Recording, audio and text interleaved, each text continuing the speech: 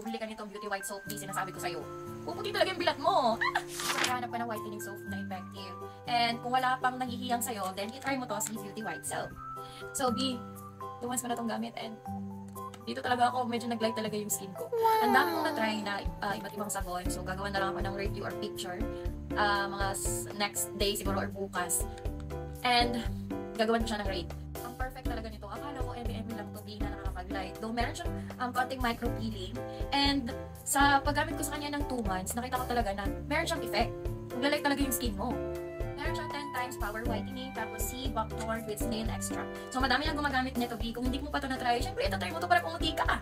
100 plus lang din to. Tapos 5 sabon na siya sa loob. Syempre sa loob, hindi sa taas. So 5 pieces na siya na sabon and 149 or 150 pesos lang to. So ganyan siya. And B, kung bibili ka nito, doon ka talaga bubili sa legit na store kasi meron mga ganito yung mga fake. So kung goal mo this year na magpaputi, bumili ka nitong Beauty White Soap, di sinasabi ko sa'yo. Puputi talaga yung bilat mo. Tapos B, habang ginagamit mo naman ito si Beauty White Soap, syempre, dapat meron kang partner, meron kang panghilod, ayan. So meron akong panghilod dito guys, and napakaganda gamitin ito sa skin na nalaglag.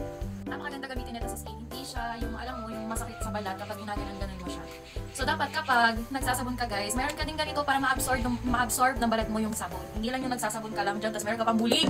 Gamit ka rin ng panghilod eh. So ito yung ginagamit ko. Ayan, ginaganyan ko siya kapag naliligo para matanggal talaga yung mga dumi ng ugali mo.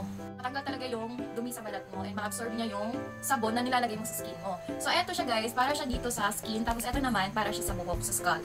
So kung gusto mo i-try, nasa yellow basket ko lang yan or nasa comment section ng link. Syempre, i-click mo yun para makapag-check out. Go!